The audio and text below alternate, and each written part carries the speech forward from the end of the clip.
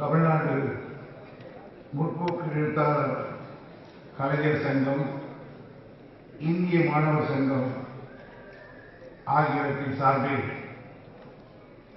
இந்திய திணிப்பை எதிர்க்க, கீழடியை பாதுகாக்க தமிழர் உரிமை மாநாடு ஒன்று காலையிலிருந்து நடைபெற்றுக் கொண்டிருக்கிற இந்த மாநாட்டின் நிறைவாக நடைபெறுகிற இந்த நிகழ்ச்சியுடைய தலைவர், மாநில துணைத் தலைவர் அருள் சகோதரர் தோழர் மருப்பூர் ராமலிங்கம் அவர்களே, இந்த மாநாட்டில் நிறைவுரை ஆற்றுவதற்காக நெடுந்தூரத்தில் வந்திருக்கக்கூடிய மார்க்சிஸ்ட் கட்சியினுடைய தேசிய செயலாளர், என் பெருமதிப்புக்குரிய பாராளுமன்ற உறுப்பினர் சீதாராம் யெச்சூரி அவர்களே, இந்த நிகழ்ச்சியில் கலந்து கொண்டு மாநாட்டு பிரகடனத்தை ஒரு பிரகடனம் போலவே பேசி அமர்ந்திருக்கக்கூடிய பொதுச் செயலாளர் தோழர் வெங்கடேசன் அவர்களே, எதை பேசினாலும் பட்டு கத்தரித்ததை போல் கருத்து சொல்லக்கூடியவர் பாண்டியன் அவர்கள். மெத்த படித்தவர், நிறைய சிந்திக்கக்கூடியவர். நான் அவருடைய ரசிகன். காரணம், நீண்ட காலமாக கல்லூரி காலத்திலிருந்து நான் பேச்சு கேட்டவர். அவர் பேசுகிற போது கூட இங்கே ஒரு புது பாணியை பேசினார். அதுதான் பாண்டியனுக்கு மற்றவர்களுக்கு வித்தியாசம். அடுத்து இங்கே உரையாற்றி அமர்ந்திருக்கிறதே என் விடுதலை சிறுத்தைகளுடைய கட்சி தலைவர் அன்பு இளவல் திருமாவளவன் அவர்களே, எனக்கு பின்னால் உரையாற்ற இருக்கின்ற இந்திய கம்யூனிஸ்ட் கட்சியினுடைய மார்க்சிஸ்ட் பிரிவு மாநில செயலாளர் சகோதரர் ராமகிருஷ்ணன் அவர்களே, மன்றத்தில் அமர்ந்திருக்கக்கூடிய சான்றோர் பெருமக்களே, உங்கள் அனைவருக்கும் பத்திரிகை நண்பர்களே, அனைவருக்கும் வணக்கம். இது ஒரு உணர்ச்சி பூர்வமான மாநாடு. என்னை இந்த மாநாட்டுக்கு வர வேண்டும் என்று ரங்கராஜன் எம்பி அவர்கள் கேட்ட பொழுது உள்ளபடி எனக்கு ஒரு வேலை இருந்தது. வேலூரில் தான் வருகிறேன், நழுவ பார்த்தேன். ஆனால் அவர் சொன்னார், என்னிடத்தில் ரொம்ப உரிமை, முடியுமா முடியாதா என்று கேட்டார். அவர் குரலுக்கு பயந்து ஒத்துக்கொண்டேன். ஆனால் வந்த பிறகுதான் இந்த மாநாட்டில் நான் கலந்து கொள்ளாமல் இருந்திருந்தால் என் வாழ்நாளிலே ஒரு வீழ்நாளாக ஆயிருக்கும் என்பதை நான் கலந்து கொண்டேன். காரணம், இந்தி திணிப்பை எதிர்த்து இங்கே ஒரு மாநாடு. சுமார் 54 ஆண்டுகளுக்கு முன்னால் பச்சையப்பன் கல்லூரி காலையிலே விடுதியிலே உணவு சாப்பிட்டு விட்டு ஆரிங்டன் ரோடிலே வந்து வெளியே நின்றவுடன் ரோடிலே போகிற போலீஸ் என்னை கைது செய்தார்கள்.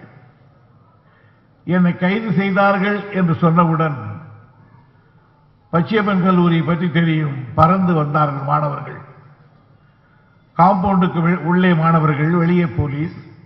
வண்டியிலே நான், டியர் கேஸ் அடிக்கப்பட்டது, ஒவ்வொரு அறையும் நொறுக்கப்பட்டது. பிறகு என்னை சிறைச்சாலைக்கு அழைத்துக் கொண்டு போனார்கள். அதற்கு பிறகு சட்டக்கல்லூரி, கால்நடை கருத்து கல்லூரி இவர்கள் எல்லாம் கிட்டத்தட்ட ஒரு 405 மாணவர்கள் உள்ளே இருந்தோம். ஒரு கிட்டத்தட்ட 1.5 மாத காலம் நான் அந்த நேரத்திலே சிறையில் இருந்தேன். ஆனால் என்னை பொறுத்தவரையில் நீங்கள் எப்பொழுதாவது சிறையாக போயிருக்கிறீர்களா என்று யாராவது கேட்டால், நான் கிட்டத்தட்ட ஒரு 10-15 நேரம் சிறைக்கு போயிருக்கிறேன். அதிலும் நான் போறது ஓராண்டு காலம் மிசா. அதை நான் பெருமையாக என்றைக்கும் சொன்னதில்லை. நான் இந்திய எதிர்ப்பு போராட்டத்திலே உள்ளே போய் இருக்கேன் என்று சொல்வதில் தான் நான் பெருமைப்பட்டேன். காரணம், அது என் மொழியை காக்க நானாக போனது. ஆனால் மிசா என்பது இந்திரா காந்தி தன்னை காத்துக் கொள்வதற்காக ஆட்சியை கற்றதால் என்னை உள்ளே தள்ளியது. எனவே அதை நான் தண்டனையாக கருதினேன், இதை தியாகமாக கருதினேன். எனவே அதே துரைமுருகன் 54 ஆண்டுகளுக்கு பிறகு இந்த மன்றத்தில் இன்றைக்கு எழுத்தாளர் மன்றம் எதிரில் இருக்கிற உணர்ச்சி மிக்க தோழர்கள் கொதிக்கிற நிலையில் இருக்கிற பொழுது எனக்கு பேச வரவில்லை, எனக்கு கண்ணீர் வருகிறது. பரவாயில்லை, இவ்வளவுக்கு பிறகும் உணர்ச்சி குன்றாமல் இருக்கிறார்களே, அவர்களை திரட்டுவதற்கு ஒரு தமிழர் வந்திருக்கிறார்களே என்பதிலே எனக்கு பெருமை. உலகத்தில் எந்த நாட்டிலும் ஒரு மொழியை காப்பதற்கு 80 ஆண்டு காலம் போராடியதில்லை. 38 இருந்து இன்றைய வரையில் அந்த போராட்டம் தொடர்ந்து கொண்டுதான் இருக்கிறது. வேகமாக தெளிப்பார்கள், ஓங்கி குரல் கொடுப்போம், அப்படியெல்லாம் ஒன்றுமில்லை, சும்மா சொல்லி பார்த்தோம் அவ்வளவுதான் என்று சமாதானப்படுத்துவார்கள். பிறகு ஏமாந்த நேரத்தில் வருவார்கள், மறுபடியும் இந்திய திணிக்க பார்ப்பார்கள், ஓ என்று குரல் கொடுத்தால் அடங்குவார்கள். இதே ஒரு கண்ணாமூச்சி விளையாட்டிலே மத்திய அரசாங்கம் நடந்து கொண்டிருக்கிறது. நீங்கள் அது ஜவஹர்லால் நேரு காலத்தில் இருந்து அதற்கு பின்னால் வந்த பிரைம் மினிஸ்டர் காலங்களில் யாராயிருந்தாலும் இன்றைக்கு இருக்கிற காங்கிரஸ் அல்லாத பிரதமர் மோடி வரையில் இந்தியை திணிப்பதிலே மட்டும் மிக ஒற்றுமையாக இருக்கிறார்கள் தமிழ்நாட்டின் மீது. நண்பர்கள் தான் சொன்னதை போல் நான் நீண்ட நேரம் விளக்கத்துக்கு போக முடியவில்லை. காரணம் 2 காரணம். ஒன்று, நிதானமாக நிறுத்தி பேச வேண்டும் என்று கருதுகிறேன். யெச்சூரி அவர்களை கேட்டேன், இங்க பேசுவது உங்களுக்கு புரிகிறதா என்று. பாண்டியன் பேசுகிறது புரிகிறது, வேகமா பேசினால் புரியவில்லை என்றார். ஆகையினாலே அவருக்கு தெரிந்த மாதிரி இருக்க வேண்டும். அடுத்து நான் ஒரு பொதுக்கூட்டத்துக்கு வெளியிலே காத்து கொண்டிருக்கிறார்கள், எனக்கு அடுத்த ஒரு நிகழ்ச்சி. ஆனால் இது ஒரு உரிமை பிரச்சனை. இன்றைக்கு அந்த உரிமை பிரச்சனை ஏதோ திராவிட முன்னேற்ற கழகத்துக்கு மட்டும் சொந்தம் என்று சில பேர் கருதி கொண்டிருந்தார்கள். இல்லை, அது மொழி உணர்வுடையவனுக்கெல்லாம் உரிய பிரச்சனை என்பதை இன்றைக்கு வெங்கடேசன் அவர்கள் பிரகடனப்படுத்தி இருக்கிறார்கள். வெங்கடேசன் அவருடைய உரைகளை நான் வாட்ஸ்அப்பிலே கேட்டிருக்கிறேன். மிக அற்புதமான விளக்கங்களை சொல்லக்கூடிய தோழர். ஆனால் உணர்ச்சி புறம்பாக அவர் நின்றதை பார்க்கிற பொழுது எனக்கு உள்ளமெல்லாம் மகிழ்ச்சியால் பொங்கியது. காரணம், 54 ஆண்டுகளுக்கு முன்னால் இப்படித்தானே பேசினோம், இப்படித்தானே குதித்தோம் என்கிற ஆர்வம் எனக்கு. ஆனால் இந்த மொழி பிரச்சனையை எப்படியாவது திணித்து விட வேண்டும் என்பதுதான் மத்திய அரசாங்கத்தினுடைய.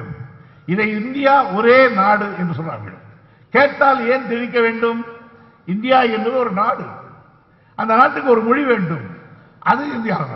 இந்தியா என்பதே கிடையாது என்கிறோம் நாம்.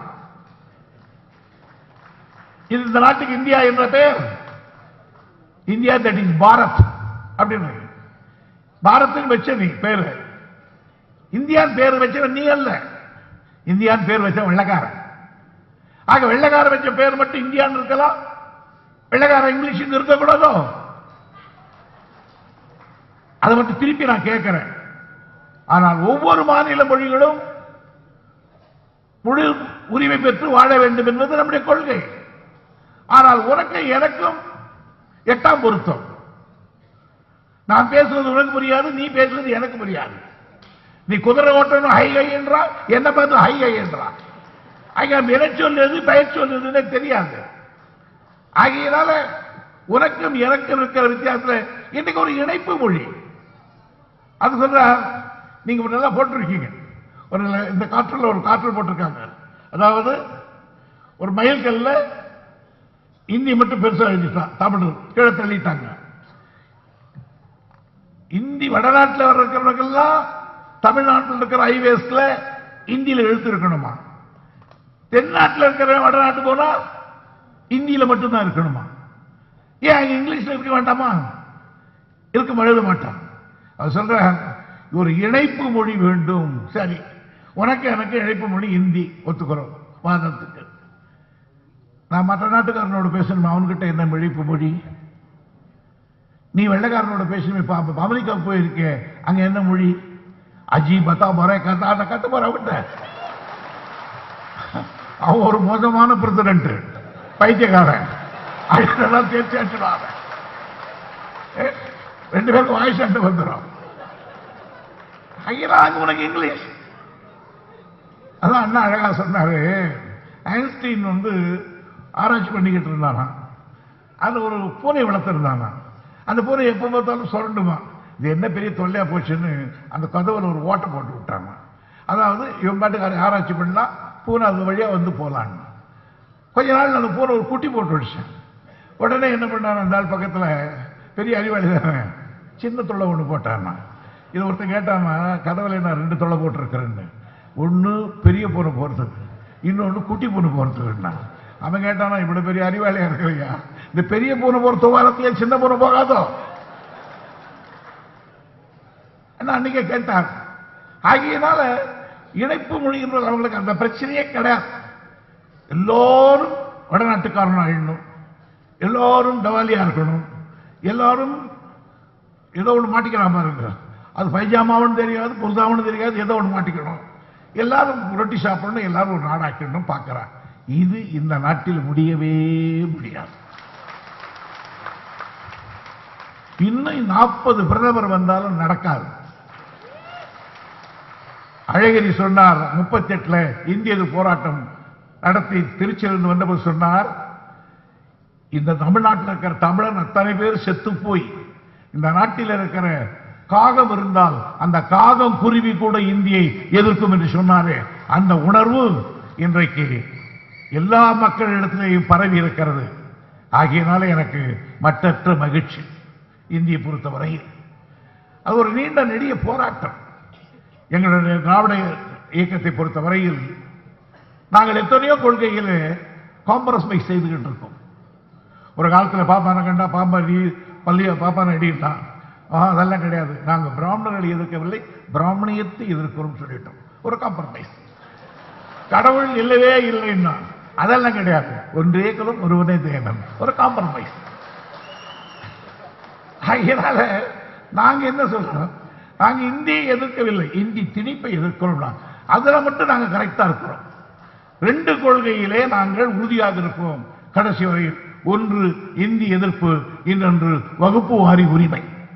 இந்த 2 பிரச்சனை தான் கொன்று இவனை வாழ வைக்கக்கூடியது.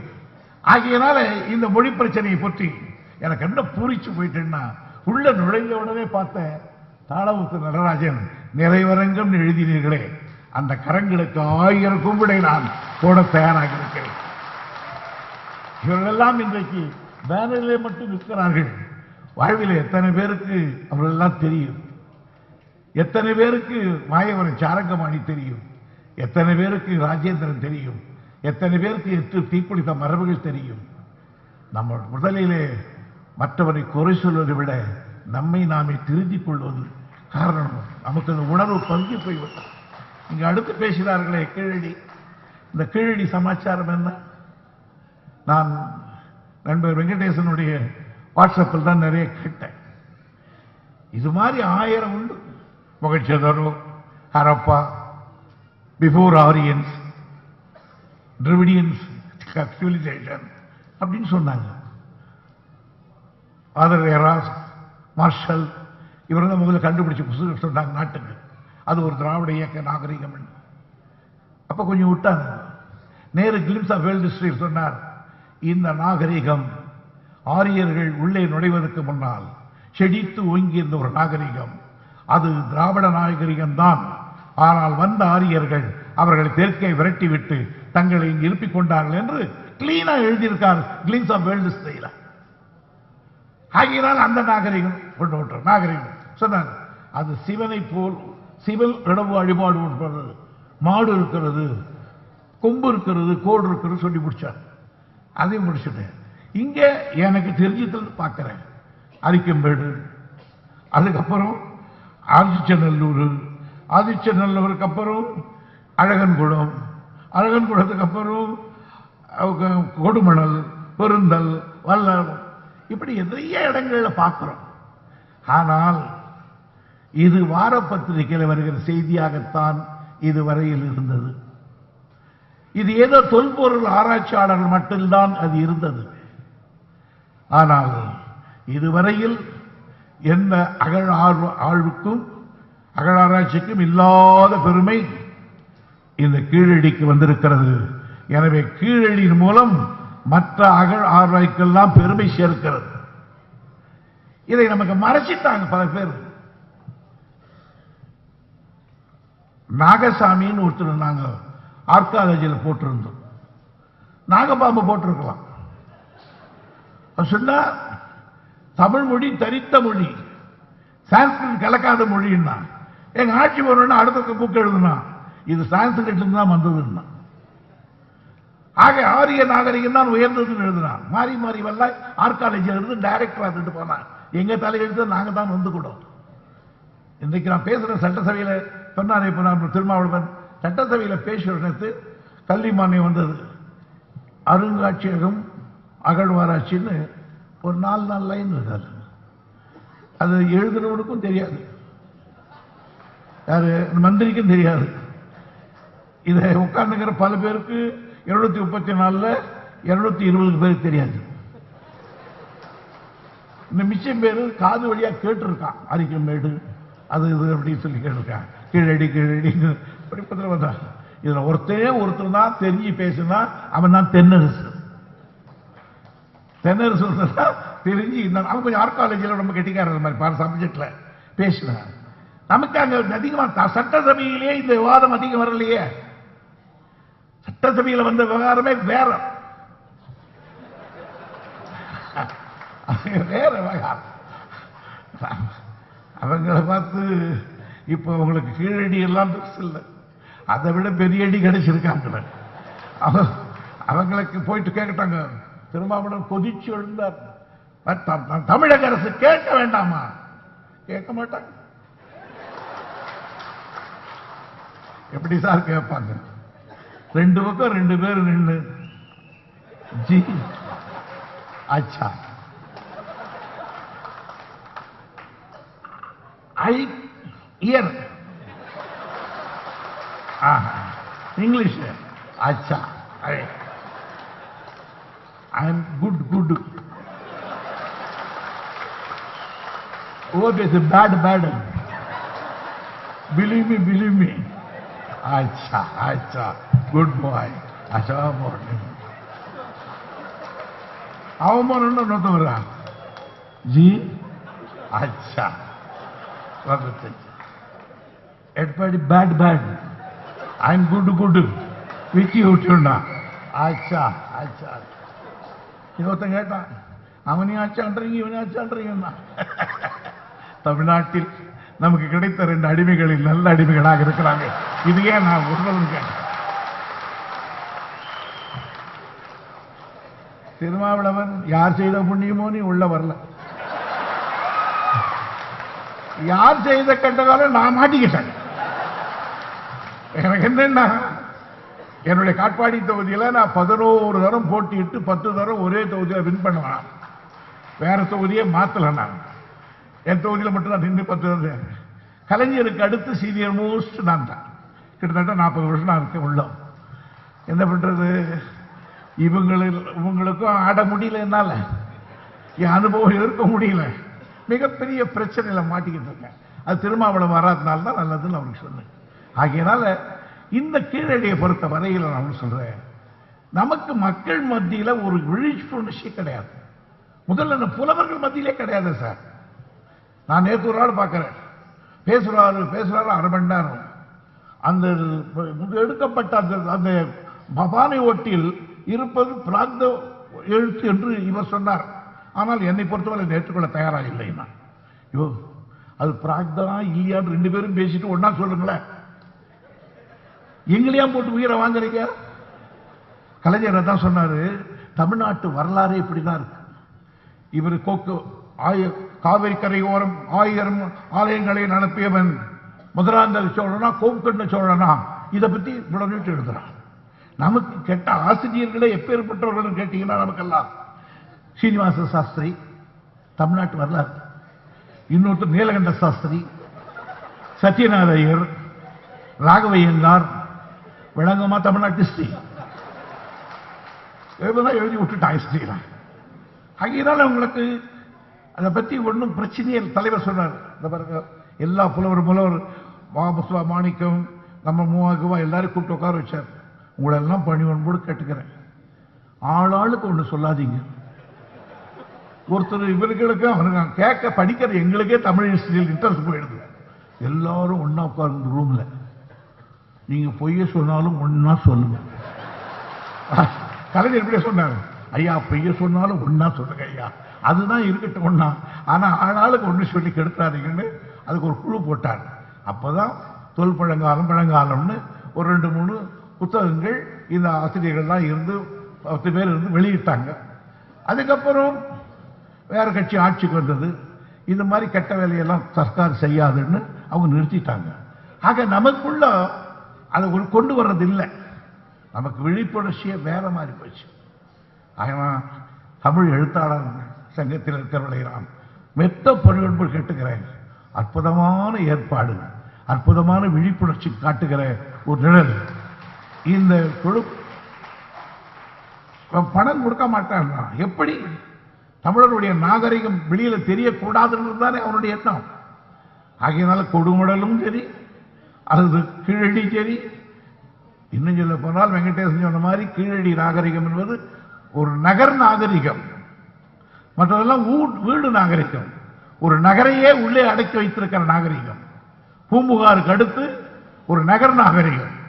எனவே இதை ஒரு கருத்தரங்கு பேசிவிட்டு அல்லது கர்ஜித்து விட்டு அல்லது கிண்டல் அடித்து விட்டு போயிட்டு போய்விடக்கூடாது. இது இதோடு இருக்கக்கூடாது. முதலில் எதிரியை நாம் வீழ்த்துவதற்கு முன்னால் நம்மை தயார் செய்து கொள்ள வேண்டும். ஒவ்வொரு கல்லூரி மாணவர்கள் மத்தியிலேயும் ஒவ்வொரு மாவட்டத்திலேயும் இருப்பவர்களுக்கு இந்த உணர்ச்சியை ஊட்டின ஆக வேண்டும். காரணம், இவருக்கு உணர்ச்சி இல்லாமல் நாம் எத்தனை கத்தினாலும் அது ஆமா இவனு சொல்லுவான் அவனு சொல்லுவான், எவ்வளவு கொடுப்பாங்களோ ஓட்டுகள் கேட்டு போய் நிற்பாங்க. அவங்ககிட்ட போய் என்ன கேட்பீங்க? ஒண்ணு கேட்கல, நல்லவனா கெட்டவனான்னு கேட்கறதே கிடையாது. எவ்வளவு கொடுப்பாங்க? எங்க ஊர்ல ஒரு தாசில்தார், ரெவன்யூ தாசில்தார் சார், அவன் சிட்டிங் தாசில்தார் என் தாலுகா ஆபீஸ்ல. அவன் ஒரு சின்ன வார்டு எலெக்ஷன், அவனுக்கு பணம் வாங்க மாட்டான்னு சொல்லிட்டு போயினே இருக்கிறாங்க. அப்போ அங்கே வாங்க சார், ஏடிஎம்காரன் ஆட்டுக்கு ஓட்டுக்கு 1000-2 பேர் கொடுத்தா நீங்கள் என்ன சொல்ல போறீங்களா? நீங்கள் என்னடா பண்ணிட்டு நீன்னு கேட்டீங்க. நம்ம ஆளுங்கள வேற என்ன சார் பண்ணுறது, 2000 கொடுத்துட்டு விட்டான். ஆக எனக்கு அன்னைக்கு தான் என் தொகுதியிலே கூட எனக்கு இடிஞ்சு போச்சு. காரணம், நான் 11 தடவை 10 தடவை ஜெயிக்கிறேன்னா எவ்வளவு செய்திருக்கணும் அந்த தொகுதிக்கு. ஒரு கிராமத்துக்கும் பட்டியல் போட்டு வச்சிருப்பேன். 6 குறை, இந்த வருஷம் 7 குறை சேர்த்து. எனக்கு கிட்டத்தட்ட 40-50 வருஷத்துல எல்லாருடைய பேரும் தெரியும் எனக்கு. நான் 71 நின்னப்போ கல்யாணம் பண்ண பையெல்லாம் இன்னத்துக்கு அவன் பேரம் பிள்ளை எடுத்துட்டான் இப்போ. ஆனாலும் என் நெஞ்சம் அன்றைக்கு தான் துடுக்குற்றது. இந்த வேலை நமக்கு தேவையா என்கிற எண்ணம் எனக்கு ஏற்பட்டது. ஆகவே மக்கள் சரியா இருந்தால் சட்டமன்ற உறுப்பினர் சரியா வருவான். அவன் சரியில்லைன்னா இவன் அவனை சரி பண்ணிடுறான்.